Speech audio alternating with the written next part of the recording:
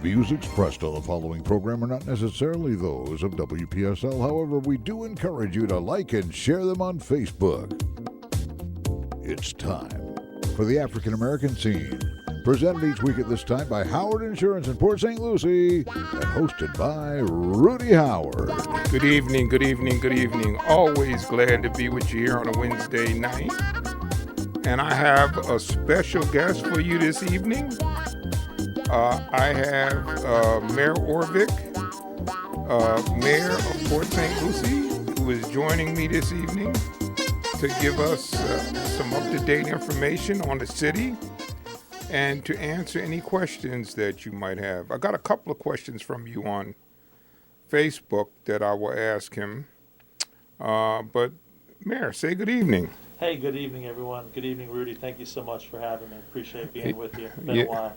I know. Thank you for making it, because I know you were tied up in the session all day today, and so it took a little extra effort, and I certainly appreciate that. Oh yeah, no, it's a pleasure to be with you, and I'm glad that we're able to hook up. This is the time of year where we have our summer retreat. We get together with the staff. We work on the budget, some of the high priorities of the city.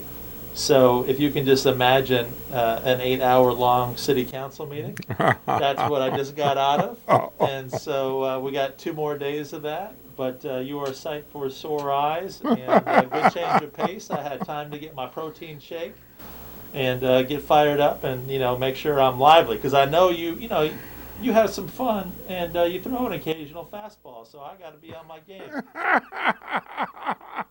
Yeah, you look like you've been at the gym working out a little bit.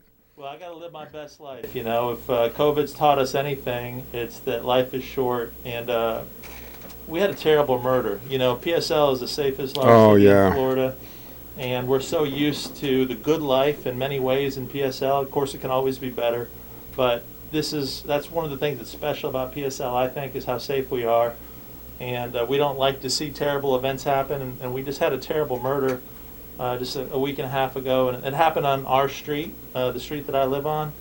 And with everything that's happening, it's just a reminder, hey, no matter what's happening, enjoy your family, do the best you can every day, treat other people right. And so, yes, I'm going to get in the gym, and I'm also going to see if I can drop my COVID-19 right here. I want to see my abs one more time before I die, Rudy. I'm working on that myself. I got when they closed the gyms, I went out and I bought a total gym. So I've been working out on the total gym in the garage, and then I got the pool, so I go in the pool and I work out in there too. So that sounds good. I'm envious. Yeah, you got to do it. That's nice. So listen, one of the questions I have, I think I know the answer to it, but I'll let you. They wanted to know, do all police officers now have cameras in the city? No, PSL does not have body cams. We do not have them. So far, actually back in 2016, you might remember that I brought it up for the first time, and I asked the previous council and this council if they would pursue body cams, and due to the cost of it compared to how many incidents we have, the city council to date has not moved forward.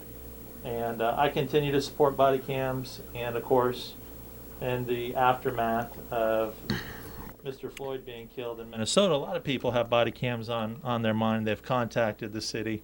I always encourage people, whether it's this issue or any issue, get your position together, get as many like-minded people as possible together, and then civilly advocate for your position. So it doesn't matter if it's body cams, it doesn't matter if it's getting the stormwater system fixed in your neighborhood.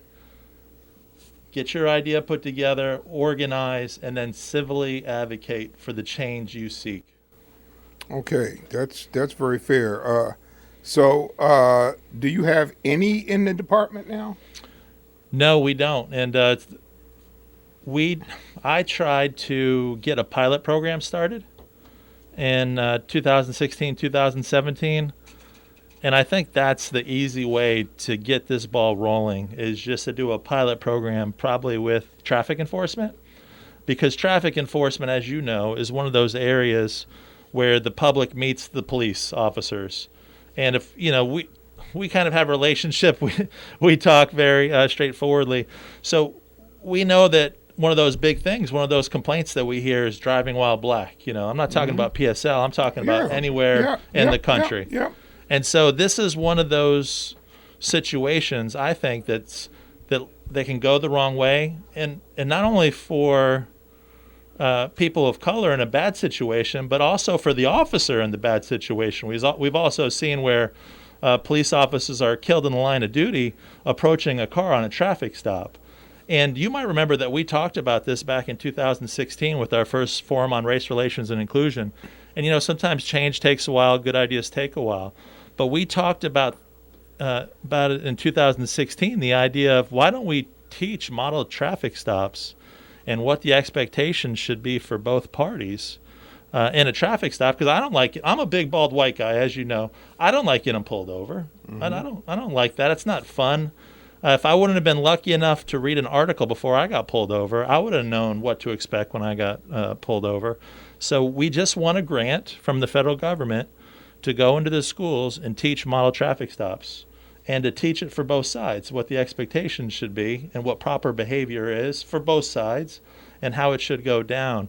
So I just think that traffic stop, traffic enforcement is a great place to start when we're working on these kinds of issues, both with body cams and also accountability and making sure that people get the service they deserve.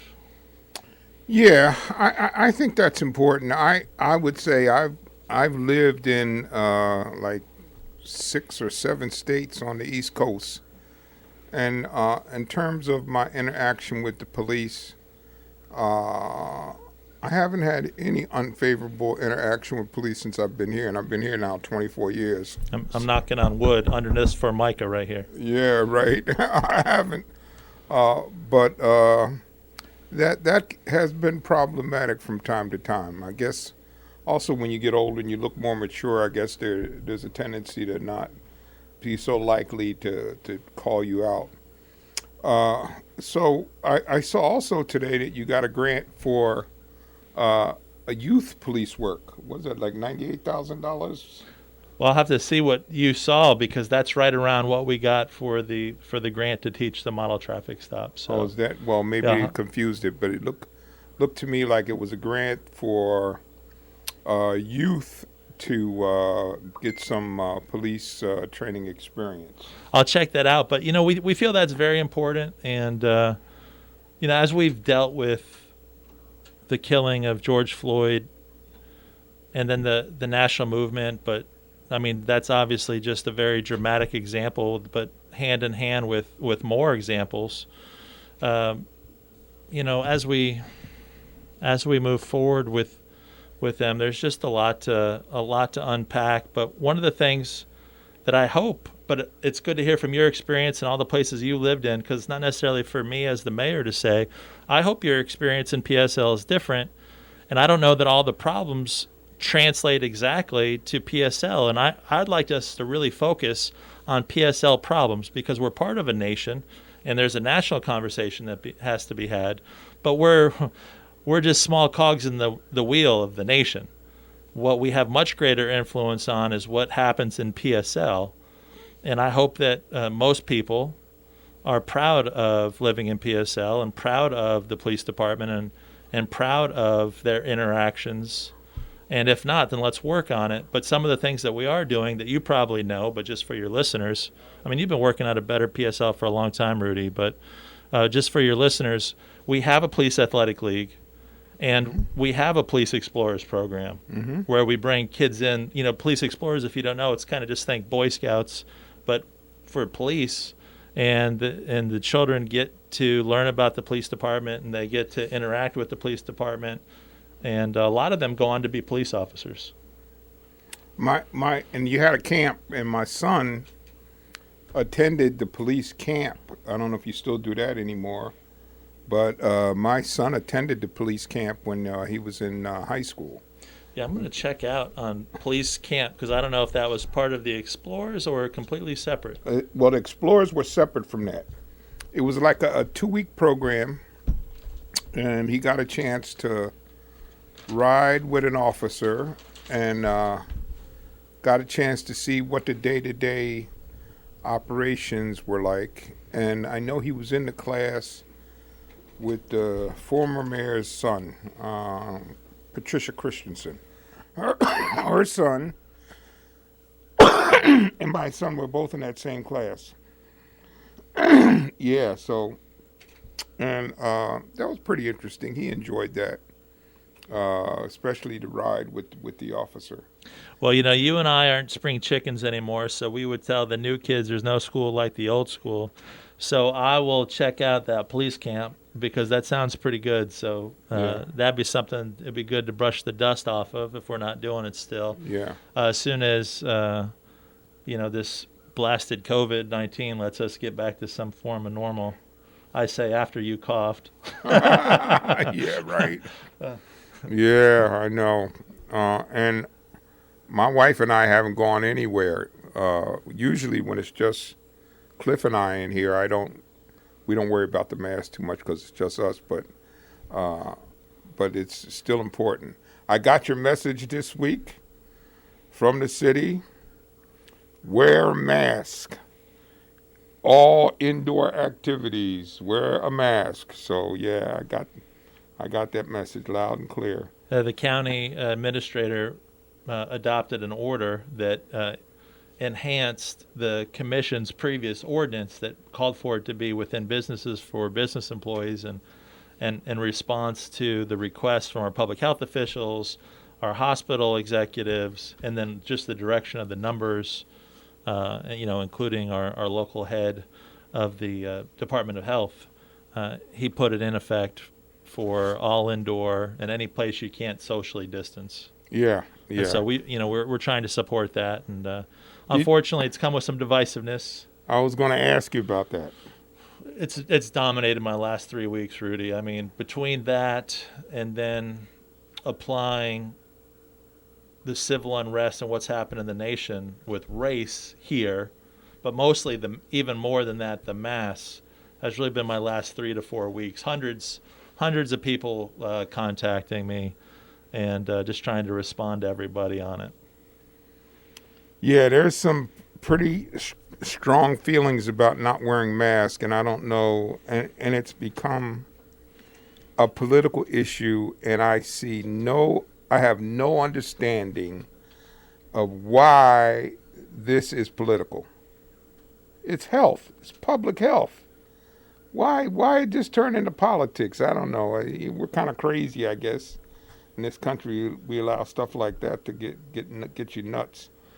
But anyway, as far as you have gotten some feedback regarding race. I know you did a forum last week. And how did you set that up? And tell us a little bit about it. Yeah, absolutely. Well, excuse me 1 minute. Sure. If you have questions for the mayor, please call in. That number is 340-1590. That's 340-1590. Okay, go ahead. So as you know very well, because you were part of it, in 2016, I asked the city council, and they were very gracious to approve it, a forum to bring the people of PSL together to listen, share concerns, learn, plan, act, and report on our progress in maintaining and enhancing our promise of being a city for all people. And that was the Forum on Race Relations and Inclusion. And it came after Ferguson, and it came after some hateful acts that resulted in the killing of others for reasons like race, sex, terrorism, and just all kinds of terrible things that are happening in the world. What can we do to combat this in a place that identifies as being a city for all people? How can we work on keeping that, making it even more true? So we started this forum. In that first year, because it was in response to Ferguson and some of these things that were happening, it had a lot of juice, and we had a really nice event. But then as people go back to their normal lives, there aren't these big events. To keep that event going, we had to do training exercises with students, with police officers. So it's been going on annually ever since 2016. But now in the aftermath of the killing of George Floyd, we've cranked it up, we've ratcheted it up to a whole nother level, this desire for change and for better race relations and hopefully to someday the end of discrimination. And so now there's energy again. We wanted to be there for the residents. We talked a little bit before about how PSL, is it different? Your experience might be different. My experience might be different. I hope that PSL is different than other places, that we're getting more things right. But how could we work on it? What applies from this national movement to PSL, and how can we improve the relationship between our people and its government, and between our people and our people? Like, how can we improve those relationships? But while we've had some protests in PSL, they've been peaceful, they've been on point. We're like, how could we get the chief elected official, the mayor, the city's chief executive, who's the city manager, and then the police chief? How could we get these three prominent positions out there to hear from the people directly, whatever they might have to say? Let's have a listening session. That's what that first forum was about. And so we did that last week. We did it in the chambers to the maximum extent that we could with social distancing, and then we brought in a lot of people via Zoom. We got Jay on line one. How you doing, my friend? Good afternoon, Rudy, and to the mayor. Hey, Jay. All right, I'm glad. Yeah, I made a comment at the City Hall the other night on the Zoom, but I never really got a good answer. I was saying that you need to have the body cams, because when I first moved to Port St. Lucie about 20 years ago, I was living in Southwest Port St. Lucie. Every morning I would get out and jog early in the morning. There would be a group of people. You see the same people every morning walking or jogging. And I felt like I was in South Africa, because a Port St. Lucie police officer stopped me in the middle of my exercise. And I felt like I was in South Africa, so he wanted me to show me some kind of ID, like I had to show my papers.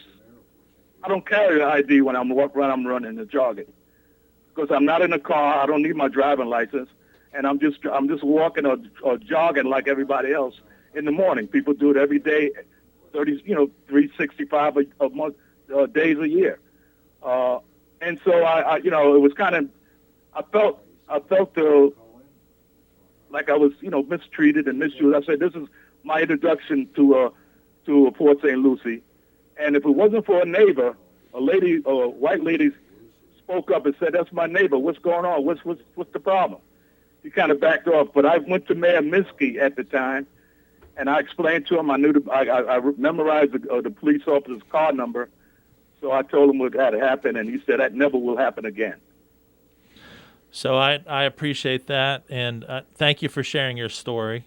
Thank you. Yeah. And I'm sorry that happened. And Rudy and I are both we were both friends with Bob, Mayor Minsky, who passed, and Rudy probably could say he's even closer to Bob than I was. Very close friends. Yes. And I'm sure he addressed it. But what I would want you to know, and anyone to know, that happened many years ago at this point. But I would want you not only to go to me, and if you came to me now, I would refer you to the actual complaint intake process, so we would have a record of it. Because if we don't know about it, and what I would want you or anyone else to know is, we want to know stuff like that. I want to know it. I know the city manager does, who's the city's chief executive, and the police chief. I know the police chief very well. We all want it to improve. We all want you to be treated the right way. So it's really important to get that info in there. And then as to body cams, like Rudy asked me that right out of the gate. That was kind of his first really substantive question on this issue. I mean, all his questions are substantive, but he knows what I'm saying. And I support it. I support it 100%. But in our form of government, and a lot of people that come from a big city don't realize this, this is not a cop-out. This is just the way it works. We do not have what's called a strong mayor form of government. We have a council manager form of government. And what that means is the mayor is just the chief legislator, the chairman of the board. The city manager is the chief executive, and no member of the council, including the mayor, can really get anything done without 3 votes.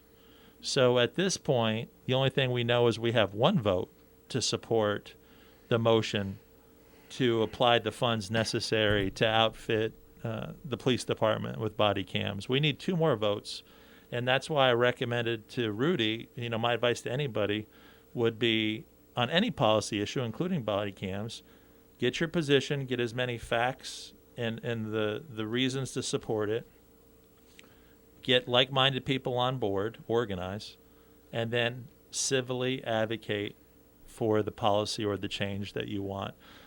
And why do I say civilly? Rudy and I were just talking about the mask debate. A lot of people got up at the county commission meeting and told the county commissioners that you disgust me and things like that. I got to tell you, sitting in the seat, it's not compelling when someone calls you names or threatens you. That hardly ever works to change someone's mind. So, think about the times that you've gotten someone to come to your way of thinking. It probably wasn't by force. So definitely not name calling, but civilly advocate for your position. Go get it. I've seen that work many, many times. Yeah, Jay, I believe he's a man of his word there. And if you were ever trying to bring something forth and I could be of assistance to you, you should feel free to call on me. I'll do what I could do to help you bring it forward. Right. And I'll share the history with Rudy. Rudy, I'll follow up with you. And I've kind of put the history together, got a couple of the newspaper articles on this issue. Okay. And coming up after this show, just so you are aware, the forum that the mayor had will be coming up. It was pre-recorded, and it'll be coming on at about 7:05. So you'll get a chance to hear exactly what took place there. Well, Mayor, one of the big debates, and I'm not sure that I totally understand why, and I told you about this this letter I got today from Steve, Conservative Steve, that I would have dived into if you hadn't showed up, but I'm glad you did, is about Black Lives Matter. Has that come up? It has. It's really, and I've seen it play out across the state with other mayors, Rudy, and it's just, symbolism. We're paying a lot of attention to symbols right now and movements and what they mean. And, there's a lot of, on a spectrum, there's a lot of different viewpoints in a movement, or a symbol might mean different things to different people. I have seen it come up. And I just like we were talking about with masks falling on a partisan line, I see the same thing happening with the term Black Lives Matter. And, personally, I think Black Lives Matter. And the rationale of, all lives matter, can't matter till Black Lives Matter, to me, that's fundamentally sound. But I think what happens is if you talk about the movement and then Fox News or what have you is, showing Seattle and all these different things, and then we fixate on defund the police. I got to tell you right now, no matter how angry it would make you or any listeners out there, I'm not for defunding the police. We live in the safest large city in Florida. I want our police to do the best job they can for every person, regardless of race. I want justice for all people, and I think that police are integral to that. And I think whoever came up with defund the police needs to go back to the well, go back to the lab. And I think if they would have said, we want to right-size the police, we want to fund police the right way, and we want to also invest in mental health and invest in social services, I think a lot more people would get on board with that. But, so I think the movement has caught defund the police and some other things that maybe not as many people can get on board with. I'm definitely seeing that, and I'm seeing the same partisan divide that we see with masks on the movement. Well, except that, George Floyd gave people a big wake-up call. There's a lot more white folks that got on board with the Black Lives Matter movement after the George Floyd thing, because that was something, it's just like when I was a kid in the 60s when there was protests, and you turned on the evening news and you saw Bull Connor with his dogs and the water hoses blasting kids up against a building, there's something fundamentally inside most Americans, not all, but most Americans believe in fair play. They didn't like that.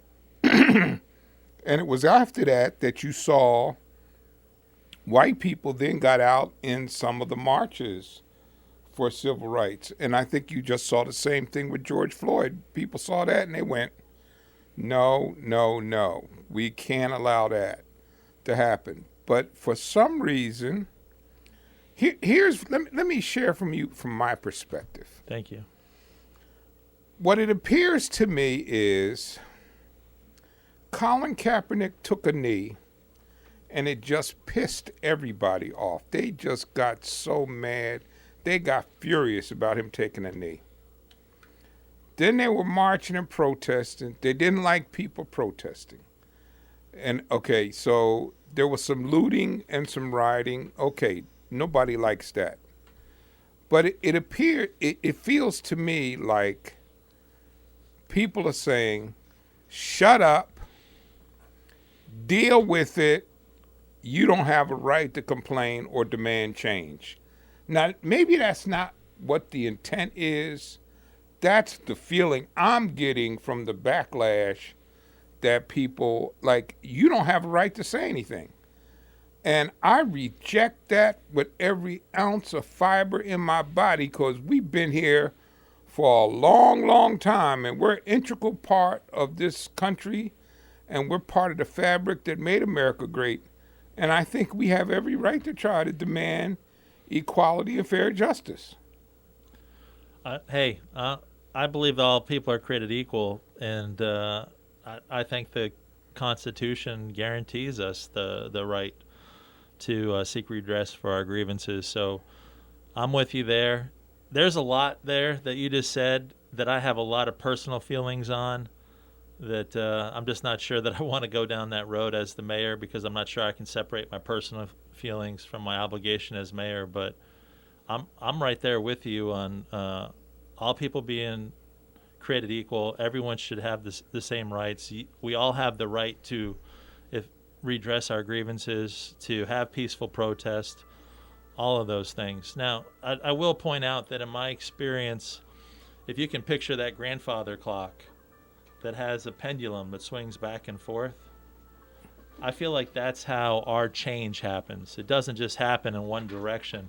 And you're probably familiar with 2 steps forward, 1 step back. I think that that's at play here. But to your point, I think that we're moving in the right direction overall. It's not fast enough.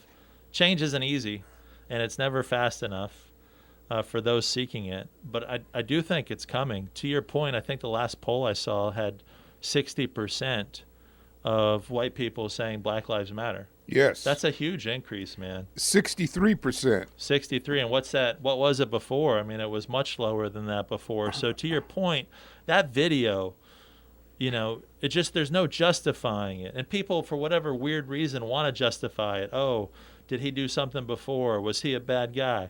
No, the guy got killed. He begged for help. There's no, for those of us that watch that, no, there's no justifying it. It's heartbreaking. You could just imagine, if that was your son or your dad, it's not okay. It's terrible. And there's no escaping it, that's just wrong. And it was perpetrated by someone in our society who we entrust to protect and serve. So it's really antithetical. It's the opposite. And it broke us. And it's caused an understandable outpouring and a desire for change, and not just from people of color, but for white people too, who are sick of it. And I think you got generational change. You were around in the 60s. I was born in 74. And I think sometimes I get dispirited. I get bummed out sometimes about the state of things. But as I watch generation to generation and I look at my kids, who are 19, 18, and 16 now, I can see us making progress, man. I really can. I know it's not fast enough, and shame on us for everyone who gets lost along the way. But I do think that things are changing. I encourage people to stay with this because change isn't easy and it doesn't happen. You can't go to one protest and change the world. That's very true, and I do think that for the first time, because I was there in the 60s, because I was a teenager when all of that was going on, this feels different to me. And it feels different because of the breadth and depth of the people involved in the movement and the way many of the corporations have signed on to the movement. Like they showed a picture today of one of the baseball players taking a knee before when the national anthem was on. And some of my conservative friends lost their minds completely. They're taking a knee. Okay, I already gave up football. They wrote Black Lives Matter on the basketball court. Now they're taking a knee on the baseball field. There's nothing left for me. And listen, here's the thing. And this is what I try to get people to understand. Why are you so pissed off? Nobody's trying to take anything from you. Nobody's trying to take your money, take your time. They're asking for fair treatment. My God, what's upsetting about that? People are protesting because they want to be treated fair. Now, for a quick history lesson, this goes all the way back to 1864, because after the Lincoln's Emancipation Proclamation and the slaves were freed and the plantation owners no longer had labor, that was the beginning of the police, formation of the police. And they would arrest black people for minimum violations and put them in jail so that they could then turn around and make them work on the plantation. Now, I don't know if you knew about that, but that's a fact. That's how far back this corruption of black people and the police goes back. So to wonder and to deny people the righteous opportunity to seek equal justice and fair treatment, why would that bother you? Nobody's taking anything from you. What am I taking from you? I'm not reaching in your pocket to try to take your money. I'm asking for people to treat me fairly. Why does that upset you? It doesn't upset me, Rudy. So I can't speak for everyone, but it doesn't. I believe in free speech. Yeah, I understand. Listen, that's this letter this guy sent me, and he says no Christian person could possibly support Black Lives Matter. And he says some things he doesn't even understand, and he's always telling me he's fair and balanced and that he's not racist. And he makes some statements in here that are so racist, it's unbelievable. But I'm not getting in that tonight because I'm on a positive tip with you, and I got plenty of time to deal with him. Well, we're all biased, man, and yes, we are. That's hard. That's hard for you to accept unless you've been through training or, you've gone through a process of awareness. That can be hard to accept, and I understand why people kneel. So for me, I personally won't kneel during the national anthem or the pledge, just because I believe that in our country you have the right to seek change, and that's pretty special about our country. But I respect your right to speak, and that's not going to make me disassociate from you because you want to speak on this issue. So I really understand it.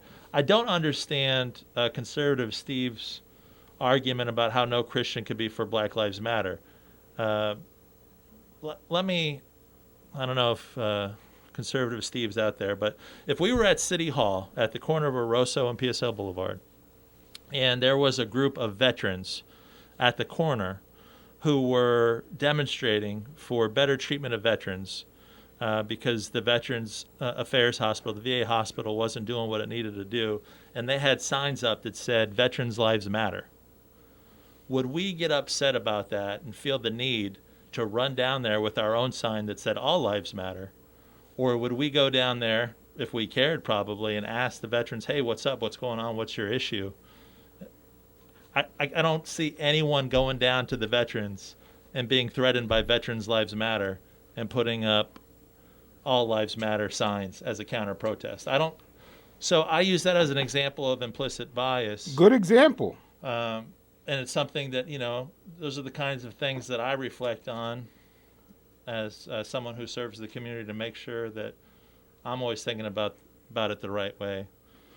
I try very hard to seek understanding. I read things, and I just finished reading Robin DiAngelo's book, which is a #1 bestseller, White Fragility. And in there, she talks about how sensitive people are to having discussions of race.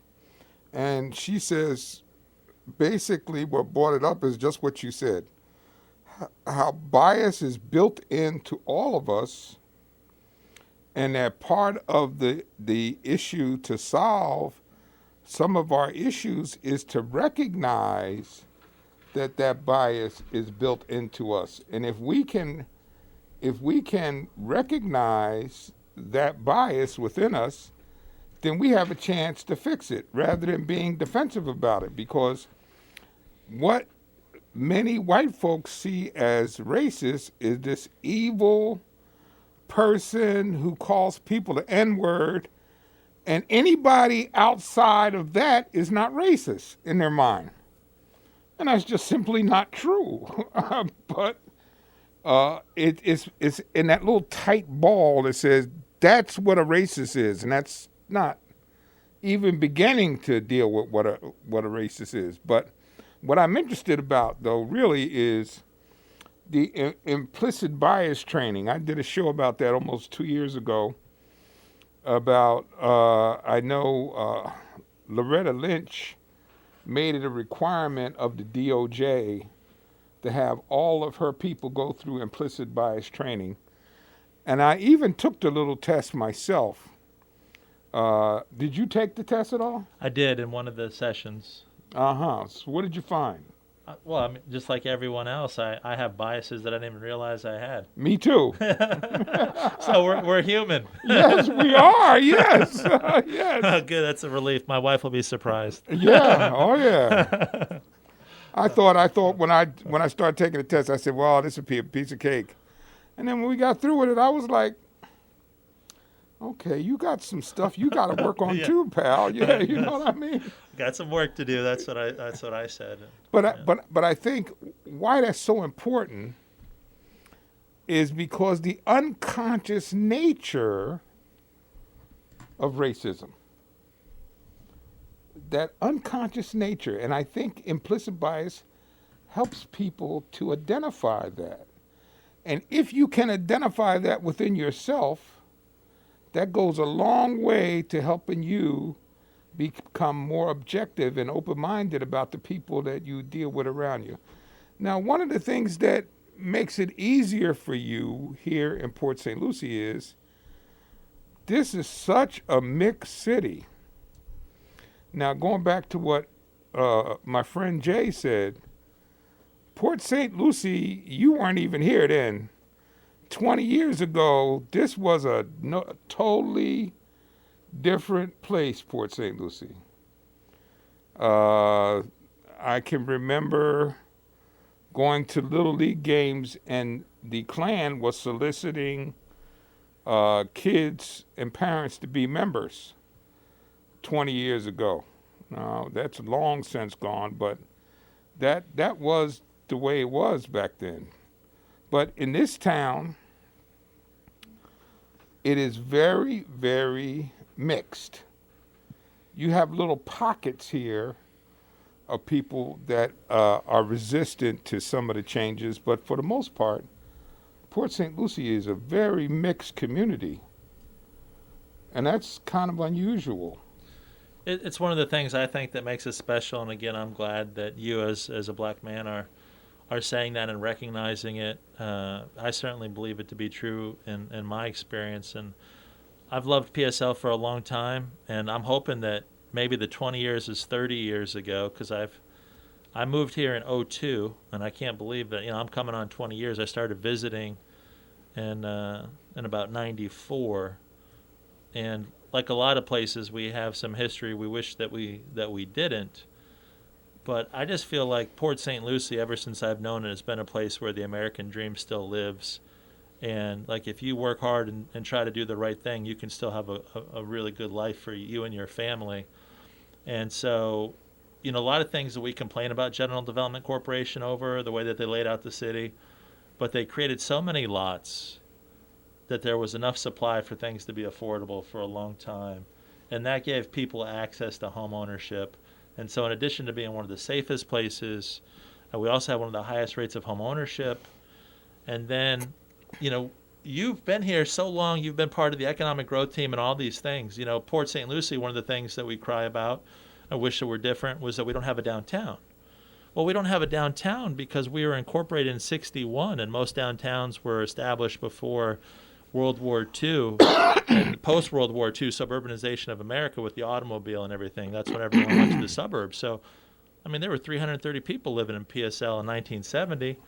But the flip side to that, my friend, is that for the same reason we don't have a downtown, is because no one lived here until the 70s, 80s, and after, is that PSL came to life after desegregation, after segregation was over. PSL is one of the most integrated cities you will find in the country, and I think that's part of what makes it special. We all live together. One of my first jobs was as CRA director, Community Redevelopment I remember. Agency director, and you're working with blighted communities. And I came from South Miami, which was, the kind of the stereotypical example of slum and blight, concentration of poverty, concentration of ethnicity. You're dealing with a lot of poor black people in that neighborhood, some Hispanic, but it was the typical what you'd see on TV as the hood. I came up to Port St. Lucie and they showed me their CRA, and I'm like, you think this is a CRA? It couldn't compare, Rudy. It was just completely different. And Larry Lee sent me an article this last week. I said, hey, Larry, that was really good timing. Thank you. He was describing, it was a list of the cities that had the best the best opportunities for black people to move up in economic class. And you would think Atlanta's number one on the list. They weren't. They were still ahead of us. They were tied for third place, and PSL metro area was tied for fifth place. And you've heard me talk about the index of dissimilarity before. So, and for scientists who study demographics, they actually have a measure that will tell us how integrated a place is. And on this scale, high is bad, low is good. High, apartheid Africa, South Africa, low, utopia. We're like 22 on that list. So we're very integrated. And just to be frank, St. Lucie West and Tradition get a little white, but for the most part, we all live together in PSL. And I think it's a real strength. And just how can we keep making that city for all people true and more true over time? We got to work on it together. And Jay, if you're out there, I do appreciate you sharing your story. And if you ever want to get me, my email is mayor@cityofpsl.com. Mayor@cityofpsl.com. I'm the mayor, and I'm at the cityofpsl.com, so it makes sense. And then my number is 772-871-5159. And since I get over 100 emails a day, try that number if you don't hear back from me, 772-871-5159. Now, it hurts, Rudy, because I've always gotten back to people within 24 hours. You got me on Facebook the other day on my personal. I never go on my personal Facebook page, but it pains me. But when you get over 100, if you're in a meeting for 8 hours and then you have a radio show, you're not doing many emails that day probably. My friend, I am totally there. I get over 100 myself a day. I get so backed up sometimes. I got 2,000 emails like a blink of an eye. And then you can never really catch up. Then you got to go through and you just got to delete and say, okay, if I didn't get back to them, they'll get back to me again.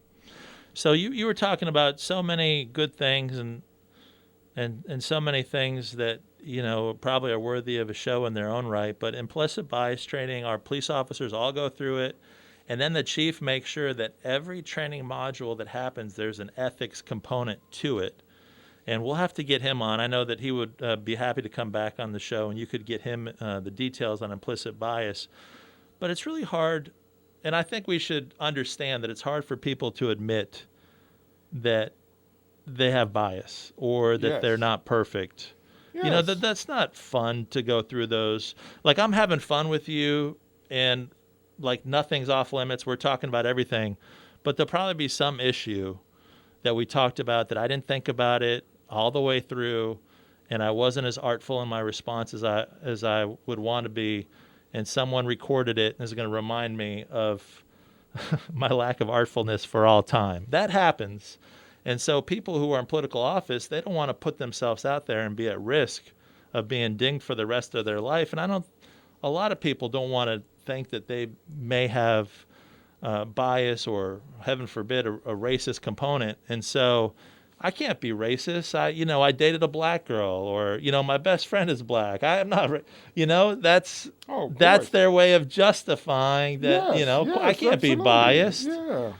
And so it's a process, I think, that we have to go through and really open our eyes to it and figure it out. Well, the number one key to making it work, and Cliff and I have talked about this forever and ever and ever, is to get to know somebody who is different than you, intimately. And I don't mean that on a sexual basis. I didn't think you meant the biblical sense, sir. Yes, exactly. But you sit down and you have dinner and you spend some time socially with folks, and then you begin to understand their hopes and dreams are very much just like yours. And then when you begin to realize that, well, they want their kids to go to college, they want to live in a safe community, what's our differences? Then it kind of dawns on you. So what is all this difference about? But you have to do that. Now, see, unfortunately, most black people have had to do that. If you were in the corporate world, like I once was, in order for me to be successful, I had to learn how to navigate among my white peers and my white bosses. So I had to learn how to understand some of their concerns and some of the things that are important to them. So it's something that you have to do when you're in that environment. So, well, I'm sorry that you had to do that, and at the same time, I actually like the pragmatic approach. So for me, there's the pragmatic approach, and then there's the aspirational approach. There's how things should be. That's the aspiration, right? If things were how they should be, then I wouldn't have to do this. But then also, I just want people to succeed based on the system that exists. So I want you to succeed now, and I want you to work on building that better system moving forward. Mm-hmm. I talk to my, obviously my white kids about this all the time. Like, who cares if you were technically right, but you are dead or you're in a lesser situation? I want you to use your intelligence and, your values to get through any situation. That's what I want. And I bring that, so I see that in your situation. You had to do what you had to do. And I can't imagine what you've been through in your life. And I'm glad that you share a little bit with me. Yeah, well, I will just tell you the one thing I learned early on in the corporate world is that when we were on a away trip and we were drinking, I learned to watch the room. And when everybody I thought had enough to drink, I would disappear and go to my room. Because when they had too much to drink, it gave them a license to say anything. And so rather than get fired for beating the hell out of somebody, I would just go to my room and they go, Rudy, wow, stay down here, man. No, thank you. I'm going. I go and I just go to my. But I learned it the hard way after the first couple times, and I said, okay, let's go to my room. No filter. It was a no filter situation, and you got out while the getting was good. Oh yeah, I just learned that because they would ask you dumb questions that would get you upset. So don't put yourself in that position. But anyway, listen, we're coming to the end of the hour. My God, it went by so fast. Oh, and because I wasn't sure if you were coming. I'm so sorry about that, by the okay. way. That That's really okay. wasn't, That's okay. But I'd like for you to have this opportunity to address my listeners and tell them anything you'd like to tell them and give them your information again. They want to get in touch with you. Yes, absolutely. So to all of Rudy's listeners out there, this is Greg Oravec, the mayor of the city of Port St. Lucie, and we're here for you. I can be reached at mayor@cityofpsl.com, also 772-871-5159. And where do we go from here? It's a little book that Dr. King wrote that I think that line is exactly where we're at today. Rudy mentioned that he's reading White Fragility. I want to put that on my list. Before that, I got to finish up Words That Work by Frank Luntz, and then also Dr. King's Where Do We Go From Here? But we were all horrified by what happened to Mr. Floyd and so many others, too many others across the country. But that being said, now where do we go from here? It's up to us to figure it out. And some of the things that we see on the national news may or may not be applicable to the city of PSL today. So let's work on what is applicable to the city of PSL today. Let's make it happen, and let's keep being that city for all people. We're lucky to live in PSL. We got a lot going for us, and if we work hard, smart, and together, the sky's the limit for us in PSL. Yeah, we are. We are very, very blessed. I'll just leave you this.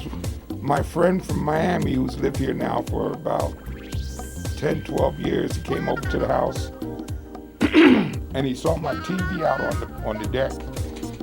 And he's from Miami. He said that would have lasted about 7 days in Miami. Your TV would have been gone. Okay.